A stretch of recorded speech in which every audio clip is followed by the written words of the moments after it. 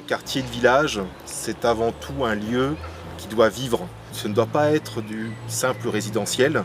Il faut qu'il y ait là-dedans tous les éléments pour faire que des mondes qui habituellement s'ignorent puissent se croiser. Des artisans, des commerçants, des habitants, des enfants, des familles en loisirs, des personnes qui travaillent. Tous ces mondes puissent à un moment donné se croiser, se découvrir et apprendre à se connaître.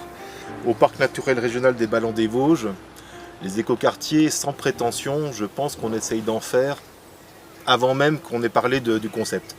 Alors, on en a accompagné 2 principalement sur le territoire du parc. 2 écoquartiers assez atypiques par rapport finalement à la démarche écoquartier, tout du moins la démarche de l'époque, à Sainte-Croix-aux-Mines.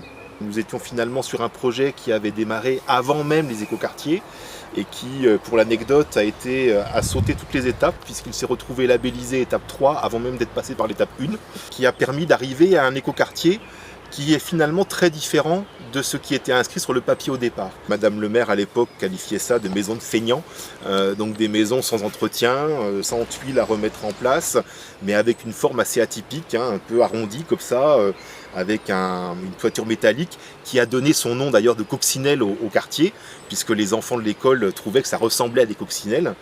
Nous étions sur la volonté d'avoir du bois, puisque nous étions dans une commune forestière. Nous avions la volonté d'accueillir un maximum de maisons dans un minimum d'espace, mais avec tout le confort pour les familles.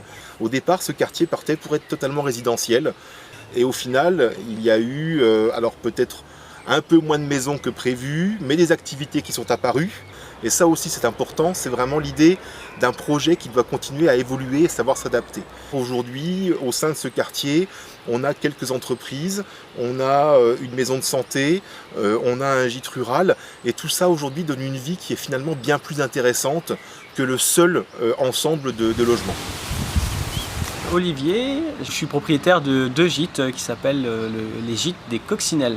On a des gens du monde entier, alors par la période plutôt des gens de proximité, mais en tout cas vraiment une diversité de gens qui découvrent ce qu'est un logement en bois, ce qu'est un écoquartier. C'est pas de limite entre les propriétés, il n'y a pas de grande clôture et tous les terrains font la même taille et ont la même structure, si bien qu'il est très facile de discuter avec le voisin à gauche ou avec le voisin à droite, et finalement il y a du lien social qui se recrée. Je crois que c'est ça l'esprit aussi d'un écoquartier. En tout cas, il y a une vraie vie de quartier, les gens se connaissent.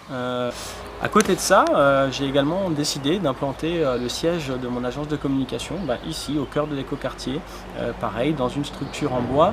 Alors ça peut paraître atypique ou particulier de s'installer comme ça à la campagne pour une agence de communication, mais on est beaucoup plus créatif quand on est dans un espace de travail qui est agréable, qui respire, qui est au calme tout simplement. Ce qu'on peut regretter par contre, c'est qu'il n'y a pas forcément eu de suivi au niveau du label écoquartier. De ce fait, il y a d'autres constructions qui ont pu se bâtir ici, notamment des constructions plus traditionnelles en fait en briques, et ça c'est peut-être un peu regrettable parce que ça casse un peu et la philosophie et l'image de l'écoquartier. Finalement, cet écoquartier a rebondi sur ses écueils pour pouvoir aboutir à quelque chose aujourd'hui de très satisfaisant, au point d'avoir séduit même le comité national.